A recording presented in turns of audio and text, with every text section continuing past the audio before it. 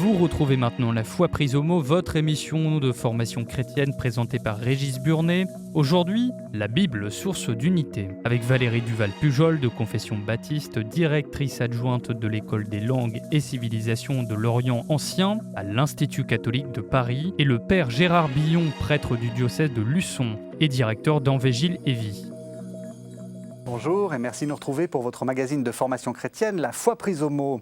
À l'occasion de la Semaine pour l'unité des chrétiens, je vous propose de donner un coup de projecteur sur l'un des chantiers les plus avancés de l'écuménisme, la traduction commune de la Bible, la TOB, traduction écuménique de la Bible. Pourquoi une traduction commune à toutes les traditions chrétiennes a-t-elle du sens ? Comment s'y prend-on pour la réaliser ? Pour répondre à ces questions, deux artisans de la nouvelle version parue en 2010, Valérie Duval-Pujol, bonjour. Bonjour. Vous êtes de confession baptiste, vous enseignez le grec biblique, vous êtes directrice adjointe de l'École des langues et civilisations de l'Orient ancien, ELCOA, à l'Institut catholique de Paris, et vous êtes également présidente de la commission écuménique de la Fédération protestante de France. Père Gérard Billon, bonjour. Bonjour. Vous êtes prêtre du diocèse de Luçon, directeur d'Évangile et Vie, le service chargé de la pastorale biblique pour les évêques de France, et vous enseignez également à l'Institut catholique de Paris. Alors, on va commencer à parler de la TOB, mais j'ai quand même envie de vous poser une question. J'ai dit que vous étiez de confession baptiste, donc c'est une des confessions issues de la Réforme. Expliquez-nous ce que c'est qu'un baptiste. Voilà, alors un baptiste, c'est d'abord un protestant, et même je pourrais dire plus largement d'abord un chrétien, mais pour être plus précis, c'est vrai que dans la mouvance de la Réforme au XVIe siècle, ce sont ces chrétiens qui ont décidé de revenir au baptême d'adultes, au baptême de confessants et non au baptême de nourrissons. Donc les grandes figures du baptisme, c'est Martin Luther King par exemple, pour citer un seul nom. Ça suffit. Voilà. Alors, j'ai intitulé cette émission « La Bible, source d'unité ». Alors, pourquoi est-ce que, selon vous, la Bible, c'est cette source d'unité que l'on recherche dans l'écuménisme ? Mais peut-être parce que la Bible a d'abord été, non pas la source, mais a fait partie de ce qui a divisé les chrétiens. Alors, sans doute moins au premier millénaire, ça ne joue pas vraiment pour catholiques et orthodoxes, mais ça joue au moment de la Réforme. Et au moment de la Réforme, il y a eu, alors, la Bible a pris un très grand poids. Dans l'Église catholique, on s'est concentré sur ce qu'on appelait la Vulgate, alors que dans les églises de la Réforme, à la suite de l'initiative de Luther et puis ensuite de Calvin, on a proposé la lecture de la Bible à tous. Et ça, on ne va pas rentrer dans les détails historiques, mais au moment de la Réforme, ça a été quelque chose d'extrêmement important. La Bible, sola scriptura, la Bible, l'écriture seule, soumise au Christ seul, ça a été, je crois, l'un des leitmotifs. Ça sonne très bien, sola scriptura. Mais c'est vrai, c'est vrai. L'un des leitmotifs de la Réforme, alors que pour les catholiques, on ne peut interpréter, c'est encore le cas aujourd'hui, on interprète véritablement la Bible que si on s'inscrit dans une tradition de lecture qui nous vient des apôtres. C'est encore vrai que c'est la sola scriptura, c'est-à-dire qu'il n'y a pas de tradition de lecture, parce qu'on a souvent cette idée-là de la part des catholiques en disant, voilà, la Bible c'est une affaire de protestants, ils n'ont que ça comme livre. Oui, c'est vrai, encore des sondages récents ont montré que la lecture de la Bible, quotidienne, hebdomadaire, etc., était particulièrement plus forte du côté protestant.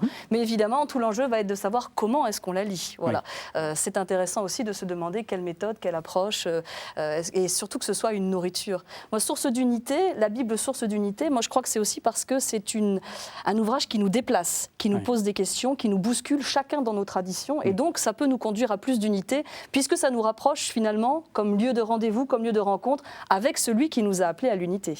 Et justement, c'est une autre question que je voulais vous poser. Pourquoi est-ce que c'est un chantier qui fonctionne si bien ? Parce que c'est vrai qu'il y a d'autres chantiers qui sont un peu plus en panne dans l'écuménisme, il ne faut pas se cacher les choses. Mais là, on a l'impression que il y a des objets, il y a une Bible, on a l'impression que on est à peu près d'accord sur la Bible. Pourquoi ? Alors il y aurait deux questions. Il y aurait pourquoi ça marche bien en France et pourquoi est-ce que dans le paysage œcuménique, c'est le chantier biblique qui avance bien. Je crois que c'est deux questions différentes. En ce qui concerne pourquoi ça marche bien en France, on doit quand même noter particulièrement le contexte de la laïcité qui a fait que finalement chaque église était en minorité.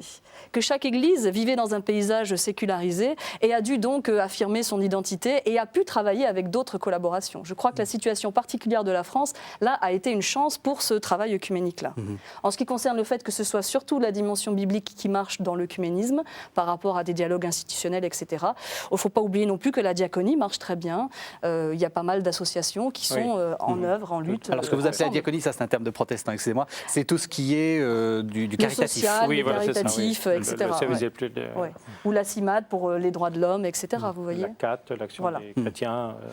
Oui, mais et de manière plus large, est-ce que, parce que c'est vrai, vous êtes bibliste, Gérard Billon, quand vous lisez des articles, est-ce que vous êtes capable de discerner si c'est un protestant ou un catholique qui écrit quand c'est des articles scientifiques? Dans les articles scientifiques, absolument pas. Il faut... non, justement, peut-être parce qu'on a perdu, et c'est heureux, depuis le milieu du XXe siècle, en gros, on a perdu l'aspect polémique. Et on ne se lance plus la Bible à la figure ou l'interprétation de tel ou tel verset ou de telle ou telle lettre à la figure. Et au contraire, la recherche historique, situer le texte dans son contexte, l'examen plus littéraire, voire plus narratif de chaque livre, fait que ce qui est demandé, c'est d'avoir une grande sincérité. Or là, les confessions religieuses ne jouent pas, ce sont les personnalités des gens qui jouent. Et chacun d'entre nous, parmi nos maîtres, nous avons tous des catholiques, des protestants et puis alors maintenant des orthodoxes. Donc ça c'est très bien. Alors j'ajouterais que pour l'Église catholique quand même, le Concile Vatican II et puis en particulier la Constitution dogmatique Dei Verbum qui a donné lieu à des relectures dont dernièrement le synode des évêques catholiques de 2008 avec l'exhortation post-synodale de Benoît XVI, ça a été un boom extraordinaire. Vous avez eu en France, dans les années, à la fin des années 60, des années 70, de multiples groupes bibliques. Les catholiques avaient une soif de lire la Bible. Et là, le concile, alors déjà précédé par un certain nombre de gens, le cardinal Liénard, pour prendre cette grande figure, vous avez eu de multiples groupes bibliques qui se sont mis à lire la Bible, et parfois de manière écuménique. Et alors, la TOB, en 1975, la première édition de la TOB a été une chance extraordinaire, s'est mise au service de la lecture de la Bible. Alors avant d'en venir à la TOB, et on va revenir sur ce que vous avez dit de l'exhortation post-synodale de Benoît XVI, je vous propose d'entendre ce que dit Benoît XVI justement sur les traductions écuméniques et sur le travail écuménique sur la Bible. Écouter et méditer ensemble les Écritures nous fait vivre une communion réelle, même si elle n'est pas encore pleine. L'écoute commune des Écritures nous pousse ainsi au dialogue de la charité et fait grandir celui de la vérité. En effet, écouter ensemble la parole de Dieu, pratiquer la lectio divina de la Bible, se laisser surprendre par la nouveauté qui jamais ne vieillit ou ne s'épuise de la parole de Dieu, dépasser notre surdité sur ces paroles qui ne s'accordent pas avec nos opinions et nos préjugés, écouter et étudier dans la communion avec les croyants de tous les temps. Tout cela constitue un chemin à parcourir pour atteindre l'unité de la foi en tant que réponse à l'écoute de la parole. Les paroles du Concile Vatican II étaient véritablement éclairantes. Les Écritures saintes sont dans le dialogue écuménique lui-même, des instruments insignes entre les mains puissantes de Dieu pour obtenir cette unité que le Sauveur offre à tous les hommes. Là, les paroles du Concile, enfin les paroles du Pape et là les paroles du Concile sont extrêmement fortes. C'est un élément dans les mains de Dieu. Vous êtes en train d'accomplir l'œuvre divine d'unité. Je crois qu'on peut aller jusque-là. Ce n'est pas uniquement les exégètes en l'occurrence, oui. C'est l'ensemble des chrétiens qui se soumettent, si je puis dire, je peux même employer ce verbe-là, qui se soumettent au livre qui contient la parole de Dieu. Vous savez, il y a un très beau geste qui se faisait pendant le Concile, qui s'est refait pendant le synode, c'est-à-dire c'est l'intronisation d'évangéliaire. Pour bien montrer, c'est-à-dire on amène en procession l'évangéliaire et il est là, au milieu de l'assemblée, pour dire que tout ce que nous faisons, tout ce que nous disons, c'est en référence à celui dont parlent les Écritures. Moi, je trouve ce geste beau. Et puis, nous avons dans nos célébrations, vous avez aussi un geste dans lequel on montre le livre des Écritures On évite tout ce qui est un petit peu trop valorisation des objets, mais ça, c'est le penchant des protestants. Mais il y aura en tout cas, bien sûr, l'ouverture de la parole. Et vous souscririez à ça, de dire que justement le livre est un instrument divin pour faire l'unité? Et puis en lisant toute l'exhortation post-synodale, moi j'étais très, très frappée par beaucoup des déclarations du pape, reprenant les déclarations des pères conciliaires, nous encourageant à vraiment prendre la Bible au sérieux, non pas à la lettre, mais au sérieux, à être à l'écoute de son esprit. Et je crois que ça me rappelle aussi toutes ces paroles, c'est de bien nous souvenir que ça est une grâce aussi de pouvoir travailler ensemble sur une collaboration œcuménique. Une grâce, ça veut dire aussi qu'il y a des difficultés, que ça n'est pas évident, mais que c'est un cadeau. Alors justement, on va essayer de faire un petit peu d'historique. La version qu'on a sur la table là, n'est pas, c'est en fait une révision. Hein. Oui. La première version, vous l'avez dit, date de 1975. Qu'est-ce qui s'est passé? Enfin, pourquoi est-ce qu'on s'est mis à faire cette traduction œcuménique et comment on s'y est pris?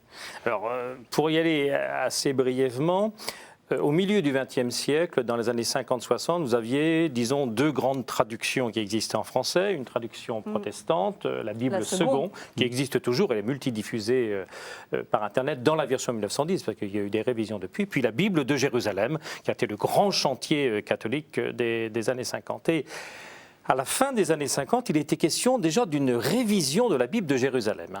Et vous aviez l'un des artisans, qui était le père Jean Starkey, un grand savant spécialiste de Qumran, qui était originaire de Mulhouse. Et il avait un ami qui était pasteur protestant, le pasteur André Morel. Et au mois de décembre 1961, c'est assez daté, ils se rencontrent et chacun évoque qu'il y a des révisions possibles de la Bible de Jérusalem d'un côté, de la Bible seconde d'autre part. Ils disent, mais est-ce que le moment n'est pas venu maintenant, alors que la Bible nous a divisés pendant longtemps, mais qu'elle est quand même profondément notre unité, de faire quelque chose ensemble.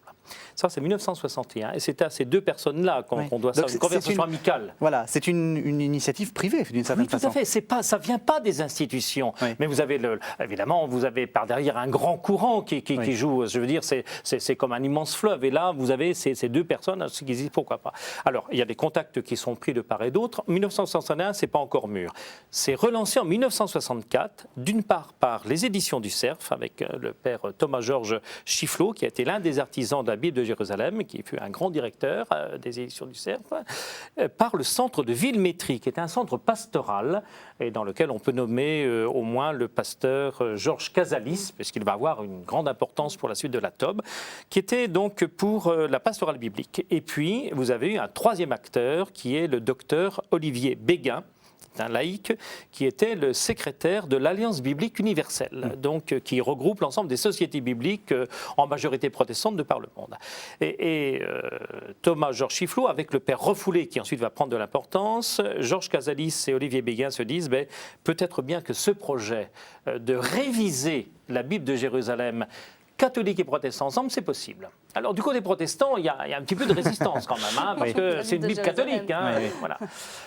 Néanmoins, il y a une volonté de se mettre au travail. Et ils se disent, on va quand même faire un coup d'essai, et ils vont le faire sur la lettre aux Romains. Oui, l'Épître aux Romains. Celle qui nous a le plus divisé. Voilà, c'est celle qui a le plus divisé. Le pasteur Georges Casalis aimait beaucoup l'image de l'enfant à naître. Il dit, finalement, dans un accouchement, quand la tête est passée, tout le reste est passé. Donc, c'est le plus difficile. La lettre aux Romains, on considère que c'est le plus difficile. Si jamais on arrive à faire une révision là-dessus, le reste ne posera pas moins de problèmes. Alors, il y a donc une commission qui se met à l'œuvre. Vous avez là le pasteur Pierre Bonnard, le pasteur Prigent. Vous avez du côté catholique, je crois, François Dreyfus et l'École biblique de Jérusalem. Ils se mettent au travail. Le projet, c'est de réviser d'abord la Bible de Jérusalem. Le texte avait été fait par un grand professeur jésuite de Rome, le père Lyonnais. Nous sommes donc au début de 1965. C'est-à-dire, on est pendant le concile. Il se trouve que les gens se retrouvent en janvier 65. Et en janvier 65, ils rendent leur copie.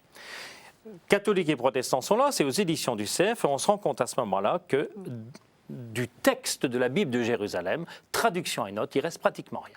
En gros, les professeurs Bonnard, Prigent, ils ont tout retraduit.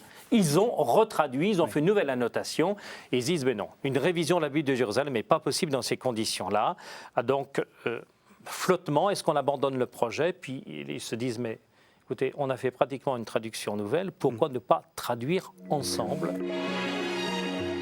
Vous écoutez La Foi prise au mot, votre émission de formation chrétienne sur KTO Radio. Régis Burnet nous invite à parler de la Bible. Est-ce source d'unité? Ses invités répondent à la question. Alors, vous êtes prof de grec. Ça vous surprend, ça, que, en fait, une traduction soit si différente selon qu'on l'a fait du côté catholique ou on l'a fait dans un esprit œcuménique? Je crois que ce qui a été frappant dans l'expérience racontée par ses prédécesseurs, c'est que les différences n'étaient pas forcément entre catholiques et protestants, mais à propos d'une décision, d'un mot, comment le traduire, il y avait souvent catholique-protestant d'un autre côté. Et donc, c'était davantage des discussions, voilà, pour prendre la bonne décision. Donc, je ne trouve pas ça surprenant. Par contre, ça rappelle bien ce que Gérard nous a rappelé, c'est la clé du succès de la TOB, c'est aussi 120 collaborateurs. C'est un véritable travail d'équipe intergénérationnel, des laïcs, des religieux, des catholiques, des protestants, des orthodoxes. Vous voyez, toute une équipe qui permet justement aussi cette diversité dans le respect du texte. Mais justement, comment est-ce que, parce que le texte c'est le texte, la langue grecque ou la langue hébraïque c'est la langue hébraïque, comment ça se fait qu'on arrive à autant de disparités ? Alors c'est étonnant, récemment j'entendais dans une librairie une dame qui voyait justement la révision de la TOB et qui disait « Comment ça la Bible révisée ? Comment peut-on réviser la Bible ?» alors que c'est la Bible justement. Alors bien sûr notre texte que nous traduisons du grec ou de l'hébreu est le même si on découvre certains nouveaux manuscrits, etc. L'édition scientifique, critique, ça ne change pas beaucoup. En revanche, la langue française, elle, évolue considérablement. Il y a certaines expressions qu'on ne peut plus garder. Pour prendre un exemple, il y avait dans l'ancienne TOB la race d'Abraham. C'est un mot qu'on n'emploie plus, on va parler de la descendance d'Abraham. C'est déjà en germe dans le mot hébreu ou dans le mot grec, simplement c'est un mot polysémique et selon les cultures, selon les contextes, on va davantage choisir un terme ou un autre parce que la langue française elle-même évolue. Alors ça c'est important, la langue française évolue et puis il y a aussi l'appréhension de la Bible qui évolue. Les notes ou les introductions du début des années 1920 ou 1930 sont plus celles qu'on utilise aujourd'hui. C'est-à-dire que même l'approche du texte, l'approche historique, l'approche littéraire se modifie. Et il faut tenir compte de toutes les avancées. On pourra peut-être donner quelques exemples un peu plus tard. Si je peux me permettre de continuer brièvement, bien sûr, parce on s'est arrêté en 1965. Voilà, il se rend compte que bon. Cette découverte en se disant, ben non, on ne révise plus la Bible de Jérusalem, on va faire quelque chose de nouveau. Et le projet, dans les années, tout va se faire en quelques mois, puisque entre janvier 65 et juillet 65, vous allez avoir de multiples biblistes qui vont être, mais les plus grands noms de l'époque, nos maîtres vont être là. Et en juillet 65, vous avez dans un petit village des Suisses, de Suisse, qui s'appelle les Giettes, ils vont être une quarantaine, là, catholiques et protestants, à se retrouver pour entamer la nouvelle version, à la fois de la lettre aux Romains, puisque ce n'était qu'un essai, ce qui avait été proposé en janvier, de la lettre aux Romains et puis du livre de l'Exode.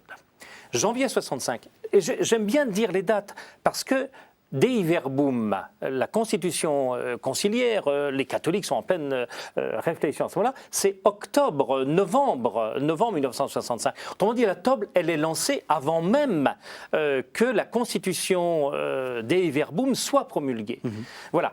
Et ça va se continuer après. Alors évidemment, Dei Verbum va donner une espèce de coup de fouet à ce projet-là, qui va quand même mettre 10 ans à être réalisé. 1972, c'est la sortie du Nouveau Testament. 1975, c'est la sortie de l'Ancien Testament et puis de la Bible intégrale. Donc 10 ans. Et je dois avouer qu'en 10 ans, ils sont donc plus d'une centaine à y avoir participé, des équipes mixtes, catholiques, protestants, les orthodoxes relisants, des relecteurs, des réviseurs, non, ça c'est pas bien, etc. Avec quelques petits clashs de temps en temps, mais ça c'est normal dans tout entreprise collective. Justement, les clashs, est-ce qu'on sait quels ont été les points les plus difficiles ? Alors, on raconte, par exemple, on est en 1960 et des poussières, justement, l'époque où il y a eu un scandale à propos du Cantique des Cantiques. Ah oui. La traduction venait d'être terminée et puis il y a convocation au Vatican pour s'expliquer à propos de ce livre et surtout de la traduction, des choix de traduction. Parce que, vous le savez, ce beau livre qui raconte l'histoire donc, de cette jeune femme et de ce jeune homme qui se courent après, soit on peut le lire de façon allégorique, c'est une image entre, on va dire, Dieu et son peuple, ou Jésus et l'Église, ou bien de façon un petit peu plus littérale, l'histoire d'amour entre un jeune homme et une jeune femme, dans un ton très sensuel. Et donc, parmi les pères de l'Église, il y avait eu ces deux traditions d'interprétation. Et puis, on avait un petit peu oublié que l'interprétation littérale était possible. Or, le choix des traducteurs, et dans les notes, et dans les choix de traduction, était peut-être plutôt littéral. Et donc, ça avait un petit peu surpris et bousculé, après quelques explications, et puis la prise de conscience que dans l'histoire de la tradition et de l'interprétation, il y avait eu les deux interprétations, tradition, c'est passé comme une lettre à la poste et on a aujourd'hui cette lecture-là. Mais ça fait partie des moments où ça aurait pu basculer. C'est étrange parce que justement, on voit bien que justement chez les pères et même chez les rabbins, quand ils sont posé la question de faire rentrer ce livre dans leur canon, c'est les mêmes discussions. On se dit, qu'est-ce qu'on fait de ce livre? Il est un peu borderline, comme on dirait aujourd'hui. Exactement. Depuis la fin du 1er siècle jusqu'au XXe siècle, Cantique des Cantiques ne cesse de poser des questions sur son statut même et sur ce qui est au fond en jeu. Alors il y a à la fois du littéral et du spirituel, mais il y a du spirituel en bonne exégèse catholique et orthodoxe et sans doute protestante. Il n'y a de bonne exégèse spirituelle que si ça se base sur du littéral. Et je pense que c'est ce qui a permis finalement, mais la discussion a été intéressante pour justement se poser, pour justement bien poser la question du sens des Écritures. C'est Jean Cocteau qui disait « Un beau livre est un livre qui sème à foison des points d'interrogation ». Et à ce titre-là, la Tob a vraiment joué ce rôle de poil à gratter, d'interroger chaque tradition et de permettre aussi à chacun justement de se poser des questions sur ce qu'on croyait ou sur la façon d'interpréter. Les orthodoxes ont réagi un petit peu vivement aussi. Alors, il faut les admirer, puisque la nouvelle édition, qui est celle-ci, vient au terme de 35 ans d'utilisation. Dans les années 70, vous n'aviez que 2 professeurs de l'Institut Saint-Serge qui ont été partie prenante. Ils ne pouvaient pas participer à toutes l'Institut Saint-Serge, c'est donc l'Institut orthodoxe enfin c'est l'université orthodoxe, on va dire, à Paris. Donc les professeurs Nicolas Kolomzine et Alexis Kniaziev, ils relisaient sans cesse. Et à un moment donné, ils se sont dit, ils ont convoqué à ce moment-là, ils en ont parlé avec d'autres théologiens orthodoxes, que les introductions et les notes étaient pour eux trop critiques ou trop historiques. Oui. Et ça les a profondément perturbés. Il y a eu des tas de rencontres. Néanmoins, il faut les admirer, dans les années 70, de ne pas avoir abandonné le projet d'une édition écuménique. Autrement dit, ils n'étaient pas tout à fait d'accord avec les introductions, mais puisque c'est un projet œcuménique, puisque visiblement il y a, je le dis du fond du cœur, l'Esprit Saint est en train de souffler dans ce travail-là, nous n'abandonnons pas le projet commun. Et dans la première édition 1975, il y a une très longue note à la fin de l'introduction pour dire justement cette position. On est d'accord avec le projet, on n'est pas tout à fait d'accord avec telle ou telle affirmation. Ça, c'est 1975. 1988, vous avez une première révision générale. Il y a toujours des erreurs dans toutes les traductions, puis il y en a encore là, c'est juste pour corriger les erreurs, 88. Oui, voilà, c'est juste pour corriger les erreurs. Les orthodoxes, à ce moment-là, ne sont pas plus investis qu'ils ne sont actuellement. Vous avez eu ensuite une révision partielle en 2004 sur le Pentateuque, puisque dans les années 70, 80, 90, il y a eu une remise en cause totale, en particulier de ce qu'on appelait les sources du Pentateuque, les documents qui étaient à l'origine. Donc 2004, vous avez une équipe écuménique, catholique et protestant, qui se met à l'œuvre et s'est intégrée dans la Tob en 2004. Et puis, juste après, il y a eu l'idée de dire, mais ce qui s'est fait pour le Pentateuque, il faut peut-être le refaire aussi pour les prophètes, pour le Nouveau Testament, d'autant qu'il y avait eu des tas de lecteurs qui avaient fait remonter des notes. Et il faut bien à un moment donné intégrer les remarques des lecteurs, les examiner, sont justes et sont fausses. Et à ce moment-là, il y a, là encore, rencontre personnelle, et je pense qu'il faut nommer le professeur Stéphane Munteanu, qui est roumain, professeur à l'Institut orthodoxe Saint-Serge, avec le père Nicolas Chernocrac, l'actuel doyen de l'Institut orthodoxe Saint-Serge, la rencontre avec M. Bernard Coyot de l'Alliance biblique française. Ils se disent, mais peut-être que le moment est mûr d'introduire aussi dans la Tob, pas simplement des révisions de notes, et il y a eu des révisions de notes faites par les orthodoxes, on est plus investis que jamais, mais aussi d'inclure des livres qui sont importants sans être essentiels pour les orthodoxes, mais qui sont négligés par les catholiques et par les protestants. Donc c'est l'édition que nous avons actuellement. Alors on va arriver donc à cette édition que nous avons actuellement. Auparavant, je vous propose d'écouter une lettre, c'est la lettre inachevée de Frère Roger qui justement parle des difficultés quelquefois de l'écuménisme et puis de l'unité. Et donc je vous propose d'écouter Frère Roger et après on parlera de la Tob. Quand l'Église est attentive à aimer et à comprendre le mystère de tout être humain, quand inlassablement elle écoute, console et guérit, elle devient ce qu'elle est au plus lumineux d'elle-même, limpide reflet d'une communion. Chercher réconciliation et paix suppose une lutte au-dedans de soi-même. Ce n'est pas un chemin de facilité. Rien de durable ne se construit dans la facilité. L'esprit de communion n'est pas naïf, il est élargissement du cœur, profonde bienveillance. Il n'écoute pas les soupçons. Pour être porteur de communion, avancerons-nous dans chacune de nos vies sur le chemin de la confiance et d'une bonté du cœur toujours renouvelée ? Sur ce chemin, il y aura parfois des échecs. Alors rappelons-nous que la source de la paix et de la communion est en Dieu. Loin de nous décourager, nous appellerons son Esprit Saint sur nos fragilités. Et tout au long de l'existence, l'Esprit Saint nous donnera de reprendre la route et d'aller de commencement en commencement, vers un avenir de paix. Alors voilà, on a entendu Frère Roger et ça nous fait une transition. Il parle d'avenir de paix. Espérons que cette tome inaugure cet avenir de paix.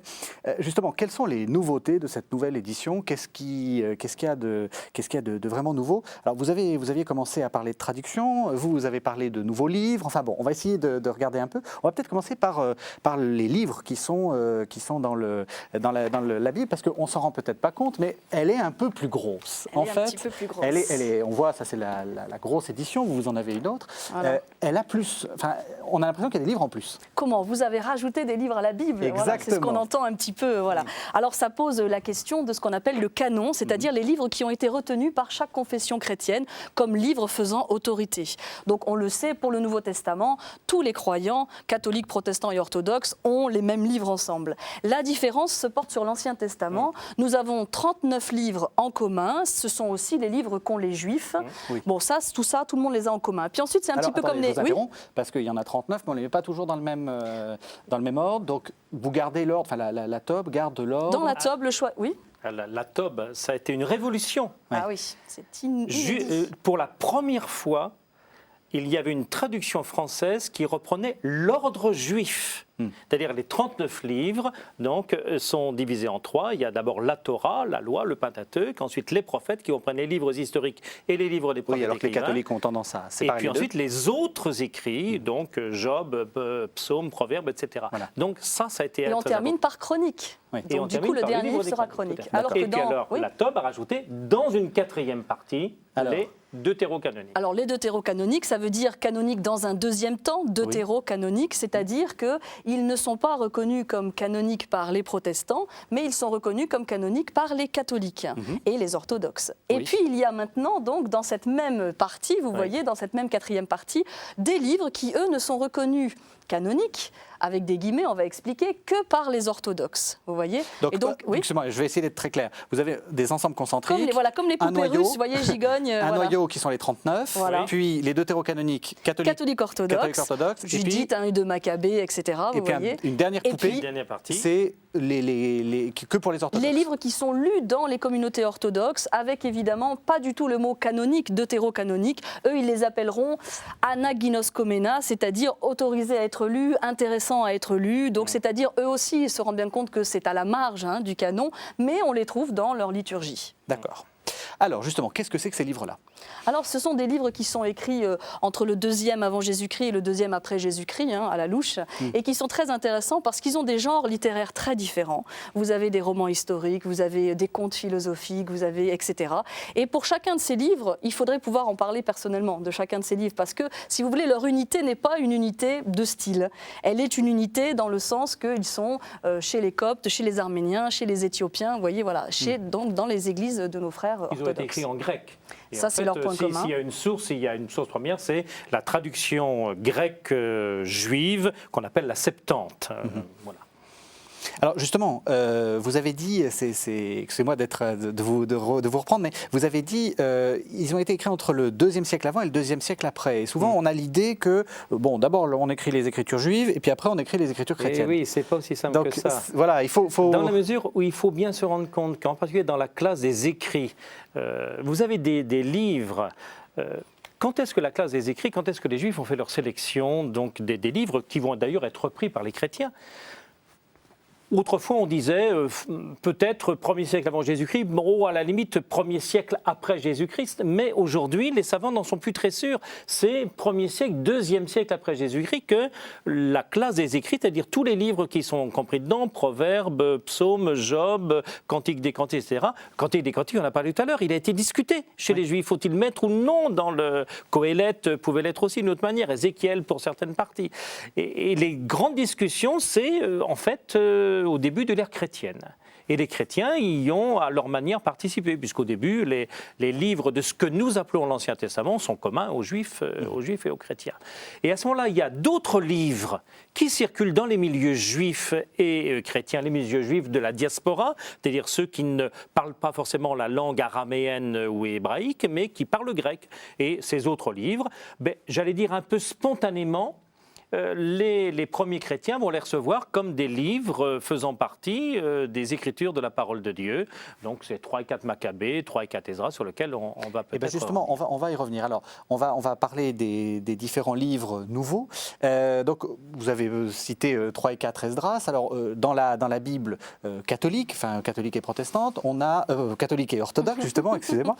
On a le livre d'Esdras et le livre de Néhémie, qu'on peut appeler 1 et 2 Esdras. Oui. Et puis, vous rajoutez, enfin vous, la Tob, oui, rajoute 3 et 4 Esdras. Est-ce que c'est les mêmes livres? Est-ce que c'est le même type de livre? Alors 3 Esdras va reprendre ce qu'on pourrait lire dans les chroniques et dans Esdras Néhémie. C'est une autre façon de présenter les mêmes événements. Alors, quels sont ces événements? Alors, on part de l'exil et puis la restauration du temple. C'est essentiellement centré autour de la restauration du temple. Et là, les questions sont très intéressantes. Je trouve intéressant de se plonger dans des livres qui ont presque 2000 ans et de voir l'actualité de chacun de ces livres, en fait. Et de se rendre compte, par exemple, la question dans 3 Esdras, c'est de se dire comment peut-on vivre la pureté rituelle, surtout après la destruction du temple et sa reconstruction.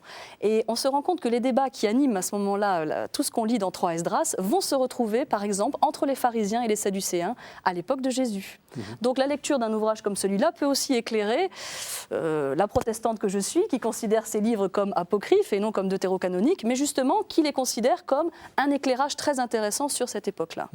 Voilà pour 3 Esdras. 4 Esdras. Alors 4 Esdras, ça c'est le discours philosophique. On se pose la question, est-ce que la raison est plus forte que tout? Oui.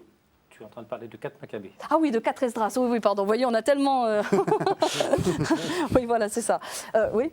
Donc, alors, 4 Esdras est un grand livre qui est surtout connu à cause de sa partie centrale qu'on appelle l'Apocalypse d'Esdras, dans lequel Esdras, qui est donc un grand personnage de la tradition juive, un personnage du retour d'exil, ce personnage, il a des visions, il a une série de visions, il s'entretient avec Dieu ou avec l'ange de Dieu, et c'est une vision, c'est à la fois, il est question de la fin du monde, donc de la fin des temps, et puis il est question du salut de Dieu dans l'histoire. Voilà. C'est donc un livre que l'on appelle apocalyptique. On en connaît 2. Il y en a un grand dans l'Ancien Testament qui est le livre de Daniel, et puis un grand dans le Nouveau Testament qui est l'Apocalypse de Jean. Eh bien, le 4e livre d'Esdras, c'est aussi un grand livre apocalyptique focalisant notre attention sur la venue de Dieu à la fin des temps et donc la responsabilité qui est celle de l'homme de l'histoire. Et puis il y a eu un usage plus anecdotique de ce livre, de 4 Esdras, c'est pour financer le voyage de Christophe Colomb. Il se trouve que Christophe Colomb, qui donc avait lu 4 Esdras, a cité un des versets de 4 Esdras qui parle de l'étendue des mers pour justifier son entreprise et dire qu'en effet, il y avait certainement une terre là au milieu de cette mer et pour convaincre la catholique reine d'Espagne de financer son entreprise. Alors, donc, on a vu 3 et 4 Esdras, maintenant on va voir 3 et 4 Maccabées. Alors, on sait dans la Bible que l'on a... à laquelle on a l'habitude, je ne sais pas comment la nommer, qu'il y a 2 livres des Maccabées qui racontent donc la révolte de ces frères Maccabées au IIe siècle avant Jésus-Christ. Alors qu'est-ce qu'il y a dans le 3 et dans le 4e des livres des Maccabées? Le mot Maccabée, qui est passé dans la langue française pour découvrir un cadavre, d'abord c'est un nom de famille, ça les catholiques le savent en effet davantage, mais qui a été martyr, et c'est comme ça que c'est passé ensuite dans la langue française pour quelque chose de mort. Le 3 et 4 Maccabées ne sont pas vraiment, on va dire, la suite, c'est plutôt le fait que ça parle aussi de martyrs. Ce sont des histoires de martyrs, c'est ça qu'il y a souvent en commun, et le fait que dans la Septante, c'était à la suite de 1 et 2 Maccabées. Pour 3 Maccabées, c'est comme un roman historique. On se trouve en contexte de persécution. Un roi a décidé de persécuter les Juifs, et là on a été saisi de l'actualité et des points de ressemblance avec ce qui s'est passé pendant la Seconde Guerre. Vous avez donc un peuple juif qui est déporté, qui est assemblé dans un, non pas Veldiv, mais dans un hippodrome, et qui va être massacré par des éléphants en colère. Et là, vous avez toute la question qui se pose de la population aux alentours. Que faire face à un peuple autour de nous qui est persécuté et qui est innocent? Vous écoutez La Foi prise au mot, votre émission de formation chrétienne sur KTO Radio. Régis Burnet nous invite à parler de la Bible. Est-ce source d'unité? Ses invités répondent à la question. Alors, la question que je me pose, et c'est peut-être une question de catholique, mais est-ce qu'on a le droit de les lire? Quelle place quelle place on en fait? Est-ce que ce qu'on appelle la parole de Dieu est contenu dedans? Excellente question, Régis. D'autant plus intéressante que ces livres, en fait, ont souvent été lus, y compris chez les catholiques. Les catholiques ont comme texte de base de la Bible ce qu'on appelle la Vulgate, une grande traduction qui remonte à Saint Jérôme. Or, dans les éditions à la fois manuscrites et imprimées de la Vulgate, jusqu'au début du XXe siècle, vous aviez 3 livres qui étaient en appendice, donc en plus petits caractères, et qui étaient à la fin des éditions de la Bible latine. C'est 3 et 4 Esdras, et la prière de Manassé, dont on n'a pas encore parlé. Ces 3 livres, eh bien, le pape Clément VIII avait décidé de les garder dans la Bible, mais de les mettre à part en disant ils n'ont pas le même statut. Ils sont, autrement dit, intéressants à lire parce qu'ils ont été commentés et parce qu'ils ont aidé à vivre les premiers chrétiens et les pères de l'Église. Et l'édition de la Tob, ici, 2010, qu'est-ce qu'elle fait sinon reprendre une tradition de lecture, au moins pour les catholiques, qui avait été un peu oubliée au cours du XXe siècle. C'est assez juste pour les protestants aussi, parce que même Luther, qui bien sûr ne les mettait pas sur le même plan, que ce soit les deutérocanoniques catholiques ou orthodoxes, les avait donc sortis pour les mettre entre l'Ancien et le Nouveau Testament. Tradition que va reprendre la Tob. Et en disant bien que ces livres étaient intéressants à lire, qu'on n'allait pas fonder de doctrine sur eux, mais qu'ils étaient intéressants à lire. Et donc il avait gardé les apocryphes, les deutérocanoniques catholiques, mais également en effet la prière de Manassé, qui fait partie de ces nouveaux livres orthodoxes de cette édition. Alors, la prière de Manassé, de quoi s'agit-il? Alors Manassé, c'est un coup de cœur parce que Manassé, vous le trouvez dans le livre des rois, où on nous dit que c'est le plus impie de tous les rois qui ait jamais eu lieu, le pire des pires, comme on dirait chez les jeunes. Bon. Et puis vous avez dans Chronique son histoire de repentance. On nous dit qu'il s'est repenti et qu'il pria à Dieu, mais on ne sait pas ce qu'il a dit à Dieu. Or, la prière de Manassé, c'est justement la très belle prière de repentance de Manassé, et c'est une prière qui est lue comme justement confession des péchés, notamment pendant le carême pour les orthodoxes. Oui, il y a beaucoup d'écho avec le psaume 50, avec le Miserere. Alors, est-ce qu'il faut espérer ou est-ce qu'il faut attendre que ces fameux livres deutérocanoniques rentrent par exemple dans la liturgie? Enfin, quel usage on en fait? Est-ce qu'on a le droit, entre guillemets, ou l'autorisation, par exemple, de les prier? Vous voyez, c'est des questions peut-être un peu bêtes, mais c'est des questions que les gens se posent. La question est d'autant plus intéressante que la prière n'est quand même pas, ne se limite pas, d'une part, à la lecture des livres des Écritures. Oui. Il y a aussi des grands textes quand même d'auteurs spirituels, à la fois des pères de l'Église ou bien du Moyen-Âge ou bien contemporains, qui alimentent la prière des chrétiens. Donc ces livres-là peuvent, à mon avis, permettre la prière des chrétiens. Quant à l'utilisation liturgique, je n'en vois pas l'usage. Il ne s'agit pas de changer notre canon à chacun. Ils ne sont pas faits pour la liturgie. Mais ils nous permettent à nous, catholiques, et là je parle au nom des catholiques, de mieux connaître finalement ce qui est, non pas au cœur, mais ce qui fait partie de la tradition de mes frères et sœurs orthodoxes. Et ça, c'est un pas vers l'autre. Et je trouve ça intéressant. De la même manière que, pour moi, les deutérocanoniques et la place des deutérocanoniques telle qu'il est dans la Tob, dans une 4e partie à part, me dit, mais oui, finalement, toi, catholique, tu accordes de l'importance à ces livres-là, mais tes frères et sœurs protestants y accordent moins d'importance. Tiens, pourquoi? Au moins se poser la question. Quelle importance tu attaches, toi, et pourquoi, et pas forcément, c'est pas une accusation envers mes frères et sœurs protestants, en disant, mais vous y attachez pas d'importance, alors que ce sont des livres inspirés. Non, mais vous y attachez pas d'importance. Tiens, pourquoi? S'interroger, se parler. Et j'espère que cette nouvelle édition va permettre ça. Mieux connaître les traditions des autres. Du côté du protestant, parce qu'il ne faut pas oublier qu'on a beaucoup d'auditeurs qui sont protestants. Alors, qu'est-ce qu'on fait de ces livres-là en tant que protestant? Alors, la même chose qu'on a fait des deutérocanoniques catholiques, c'est-à-dire ou des apocryphes catholiques. Je crois que les catholiques vivent avec cette nouvelle édition ce que les protestants ont vécu il y a 40 ans lors de la sortie de la première Tob, de se dire, bon, alors il y a des livres en plus. Et à l'époque, les protestants avaient accepté que ces livres, bien que n'étant pas reconnus, avaient un intérêt, ne serait-ce que pour 1 Maccabée. Sans la lecture de 1 Maccabée, on ne peut pas savoir ce qui se passe entre Malachie, qui dans la Bible protestante est le dernier livre de l'Ancien Testament, et le Nouveau Testament, la venue de Jésus-Christ. Donc, qu'est-ce qui se passe pendant ces 400 ans de silence? C'est grâce à des livres comme 1 Maccabée qu'on a une idée un petit peu de tout ce qui s'est passé, et que ça met en relief ce qui va arriver dans le Nouveau Testament. Donc, il y a un minimum syndical, j'allais dire, de la lecture des deutérocanoniques deutérocanonique, c'est au moins pour les informations historiques. Oui. Mais en effet, plus largement, comme l'a dit Gérard, il y a l'ouverture à l'autre, il y a le fait que pendant des générations, ces textes ont nourri la foi, et qu'à notre tour, nous recevons ces textes, nous les transmettons, même s'il ne s'agit pas chacun de changer le canon de notre confession. Alors, le temps passe très vite, et donc il nous restera à peine un quart d'heure. J'aimerais que vous nous parliez maintenant du texte de cette révision. Est-ce qu'il y a des changements fondamentaux dans la traduction, ou est-ce qu'en gros, vous avez tout gardé ?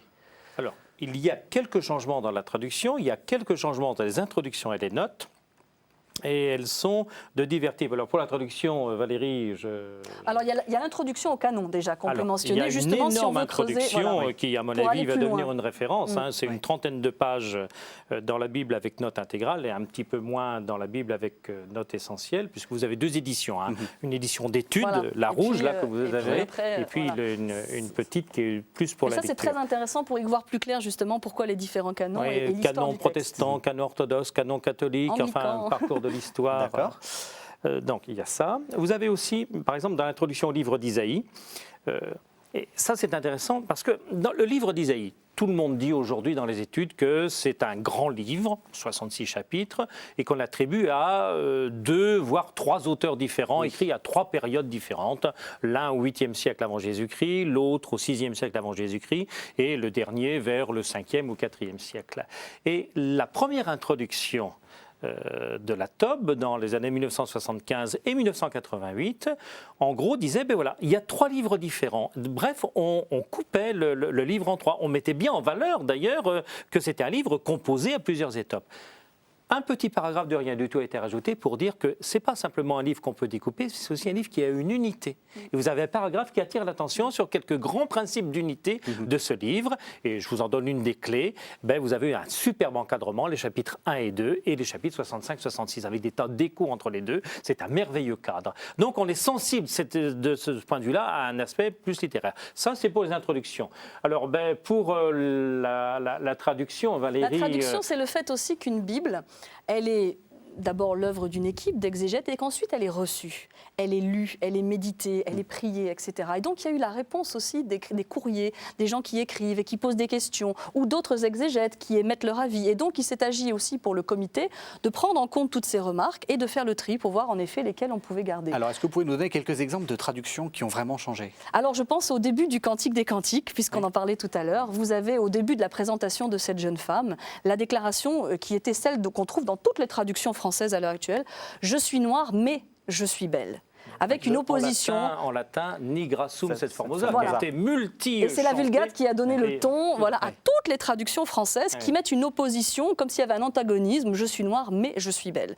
Or, le texte hébreu, et ça c'est un courrier qui est remonté de beaucoup de lecteurs, on va dire, soit antillais, soit africains, ou de gens sensibles simplement à cette question-là, de dire, est-ce vraiment ça que le texte veut dire ? Il ne s'agit jamais de faire dire autre chose au texte, mais de revenir questionner le texte et d'être à son écoute. Est-ce que vraiment c'est ça que tu veux dire ? Or, il se trouve, après avoir travaillé le texte hébreu, que la particule qui était là n'est pas tellement une opposition, mais était une apposition. Et donc la nouvelle traduction va dire quelque chose comme « noire je suis et belle ». Et là, donc, ça nous met dans une autre... Ça change tout. Oui. Alors, un autre mot qui change tout, c'est le mot juif. Parce que en grec, le terme judaioi, enfin judaios, a plusieurs sens qui ne se recouvrent pas forcément avec les termes, enfin avec le mot, la traduction française qui est juif. Voilà. Alors, comment est-ce qu'on jusque-là, il était assez simple, surtout dans une traduction un petit peu comme ça littérale, à équivalence de dire tel mot égale tel mot grec égale tel mot français. Judaioi égale juif. On nous a tous appris ça. Voilà. Il fallait toujours traduire le même mot par... Voilà. Mais en fait, ce qui est intéressant de voir, c'est que le même mot grec, lui, avait plusieurs sens. Ça pouvait vouloir dire d'une part les habitants de la Judée, la Judaïa, donc les Judéens. Simplement les Judéens, voilà, qui habitaient là. Ça pouvait aussi vouloir dire les descendants d'Abraham, les descendants, on va dire là, du peuple juif. Et puis ça pouvait être les autorités juives, celles qui prenaient des décisions. Et alors vous avez évidemment, selon les contextes, selon les passages, Jésus ne s'adresse pas aux mêmes personnes lorsqu'il va critiquer les Judaïoi ou lorsqu'il fréquente les Judaïoi. Il était important de pouvoir rendre justice au texte et de traduire dans chaque contexte. Donc une équipe a été spécialement mise en place pour ça, et de voir dans chaque texte quel était le terme le plus approprié. C'est dans l'évangile de Jean. Oui. Dans l'évangile de Jean. Dans l'évangile de Jean. Et surtout, on avait l'impression, à lire le texte et dans la traduction précédente, que c'était les Juifs comme un bloc hostile vis-à-vis de Jésus. Et c'est une remarque de l'amitié judéo-chrétienne de France qui a interrogé le comité de révision de la TOB, donc l'association œcuménique pour la recherche biblique, en leur disant, mais faites attention, ça pourrait laisser prise à l'antisémitisme. Ça l'a fait. Et de fait, on s'est réellement posé la question en disant, effectivement, est-ce qu'on va faire du politiquement correct en disant non, faut pas le faire. Et c'est ce que vient de dire Valérie, qui est extrêmement important. Suivant les contextes, effectivement, on voit bien que ce ne sont pas tous les Juifs, Jésus lui-même et les premiers apôtres sont juifs, mais les autorités juives en particulier qui s'opposent à Jésus durant le procès. Oui. Voilà. Oui, donc il suffit de lire l'évangile de Jean, les deux éditions disent bien... Ça ne change absolument pas le sens, il me semble que ça l'enrichit, au contraire. Oui, ça évite les sortes de choses un peu bizarres, comme quand Jésus dit quelque chose par peur des Juifs, ou que les disciples ne font pas quelque chose par peur des Juifs, alors que tout le monde est juif. Oui. Ça permet d'éviter des choses absurdes. Dans ce contexte-là, ça veut dire par peur des autorités juives. Les autorités juives, d'accord. Et alors comment vous avez fait? Vous avez regardé tous les contextes, et puis vous vous êtes dit, on traduit... Voilà, et il s'agit en effet, dans chaque contexte, de choisir le sens le plus approprié, sachant que ce sens était dans le mot. Alors, il nous reste de moins en moins de temps, donc j'accélère un peu. Il y a un autre terme qu'on rencontre très souvent, alors cette fois-ci dans l'Ancien Testament, qui est le terme jaloux. Alors, comment est-ce que vous avez fait? Parce qu'on dit « Mon Seigneur est un Dieu jaloux ». Alors, pour la jalousie de Dieu, en fait, aujourd'hui, jaloux peut être ambigu, surtout avec le terme de boulevard. Et donc... dans la nouvelle traduction, on a évité le terme jaloux pour mettre plutôt le terme exigeant.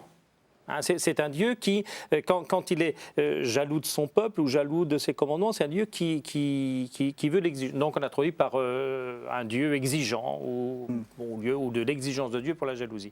Vous en avez un autre, à mon avis, presque plus important, c'est la transmutation de Dieu Tout-Puissant en Dieu de l'univers.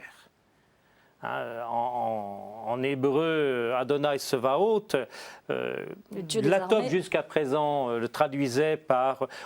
c'est quoi Dieu de Sevaot? C'est le Dieu des armées, les armées célestes. Bon. De tout ce qui a été créé, finalement. Mais voilà, c'est le Dieu de tout ce qui a été créé. Donc, dans un premier temps, c'est dit, ici, c'est le Dieu de tout ce qui a été créé. C'est un signe de sa puissance, c'est un signe de son pouvoir sur l'univers. Et donc, l'expression Dieu Tout-Puissant, c'est presque imposé. Il était utilisé. Or, à réflexion en disant, oui, mais c'est peut-être quand même donner une surinterprétation et surtout, ça engage peut-être les lecteurs sur une fausse piste quand on veut parler de Dieu et on a plutôt traduit désormais par Dieu de l'univers, ce qui est beaucoup plus simple. Et c'était déjà le cas d'ailleurs dans la Bible en français courant. Alors oui, justement, parce que c'est aussi une question qu'on se pose souvent. Cette Bible est à quel statut, j'allais dire, canonique, etc. C'est pas la version de la liturgie? Non, pas du tout. Voilà. La version de la liturgie a été faite pour la lecture publique, c'est-à-dire que tout doit être immédiatement compréhensible, ce qui était des phrases plus courtes, pas d'ambiguïté sur le sujet, c'est quelque chose de particulier. C'est pas le cas. Néanmoins, le français de la TOB se veut un français, alors c'est pas un français très littéraire, c'est pas non plus un français très courant, mais il se veut quand même compréhensible. Alors de temps en temps, il y a heureusement les notes pour aider. Donc on la lit pas dans la liturgie, mais on en fait quel usage? Alors, 80 000 TOB, en gros, par an sont vendus ou diffusés. Donc c'est intéressant, en effet, de se demander où est-ce qu'elles vont. Vous en avez à peu près 1 sur 2 qui part en Afrique aussi. Il ne faut pas oublier aussi toute la francophonie. Absolument. Alors, la TOB, qui au départ était peut-être une Bible d'études, justement grâce à tout son apparat de notes, etc. Et petit à petit, vous voyez, vous avez toute une génération, moi je suis née avec la TOB, de se dire, voilà, vous avez maintenant la TOB non seulement comme Bible d'études, mais elle devient aussi Bible de piété, Bible personnelle, la Bible qu'on va lire et qui va nous accompagner dans notre chemin de foi. Et puis, dans toutes les rencontres écuméniques, quand il y a des groupes bibliques écuméniques, la semaine de prière pour l'unité des chrétiens, excusez-moi, ce n'est pas les catholiques qui vont imposer aux protestants la Bible de la liturgie, ce n'est pas les protestants qui vont imposer aux catholiques la nouvelle Bible seconde. Catholiques, protestants, orthodoxes, on a engagé un chemin. Elle est perfectible, cette traduction-là, mais c'est celle qui montre, c'est le signe visible que nous nous soumettons à la même parole de Dieu. Donc c'est ce texte-là qui est pris dans toutes les rencontres œcuméniques, dans toutes les prières œcuméniques. Alors, il nous reste à peine 4 minutes.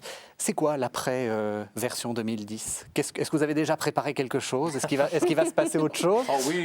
Oui, on est toujours en ébullition avec voilà, des envies, des idées. Mais je crois que le défi pour nous, ça va être, et pour chacun des croyants, ça va être certainement que ce livre maintenant ne fasse pas simplement consensus quand on en parle, mais que ça puisse être aussi un consensus quand on la lit et quand on l'ouvre ensemble. La prochaine étape, c'est de pouvoir développer tous les groupes bibliques œcuméniques, parce qu'ils ont un certain âge maintenant, et ce serait bien aussi d'encourager, de trouver des moyens pour que la nouvelle génération puisse elle aussi, autour de la Bible, se retrouver entre catholiques, protestants et orthodoxes, que ce soit la Tob ou une autre Bible, mais pour l'instant c'est elle qui s'y prête le mieux. Ce serait ça le défi, de pouvoir maintenant arriver à une lecture spirituelle, de pouvoir arriver à une lecture qui va porter des fruits et qui va faire qu'ensemble on soit témoins dans ce monde.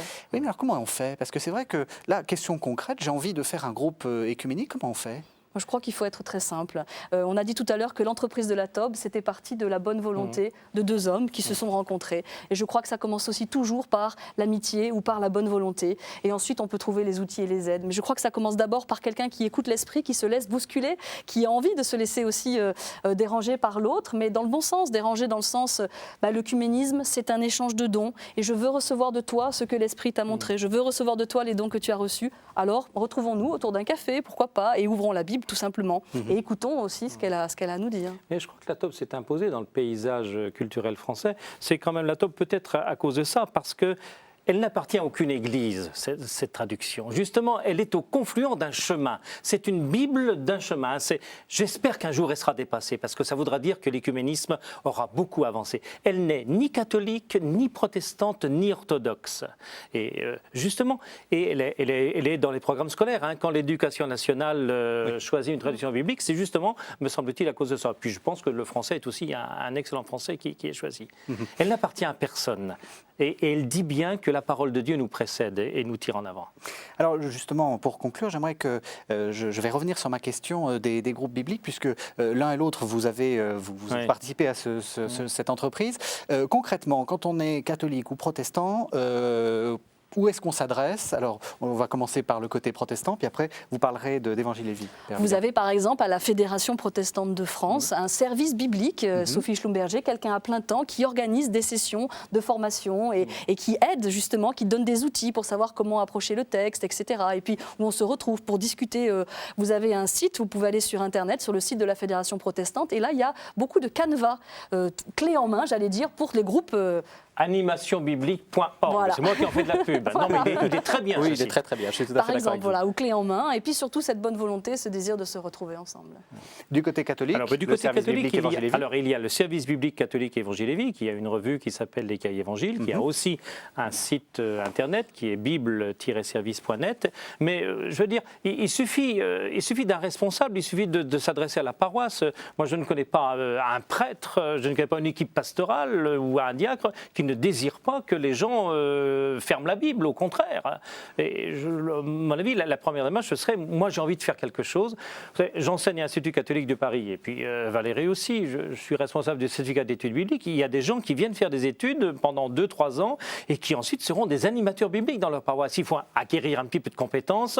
À mon avis, il faut de l'enthousiasme, et ça, c'est ça qui compte d'abord. L'enthousiasme, ça fait, un groupe biblique, c'est quoi 10% de compétences et 90% d'Esprit Saint, voilà.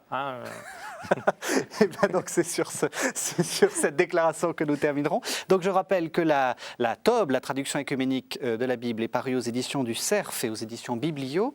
Je mentionne aussi quelque chose qui reprend un peu ce que vous avez dit à propos de l'historique de la Tob. L'aventure de la Tob, 50 ans de traduction œcuménique de la Bible, qui est paru également aux éditions du Cerf Biblio. Et puis vous avez parlé des cahiers évangiles. Le dernier des cahiers évangiles s'appelle Le Dieu unique et les autres. Esquisse de l'évolution religieuse de l'ancien Israël. Merci à tous les deux de nous avoir fait découvrir cette Tob. Merci de nous avoir suivis.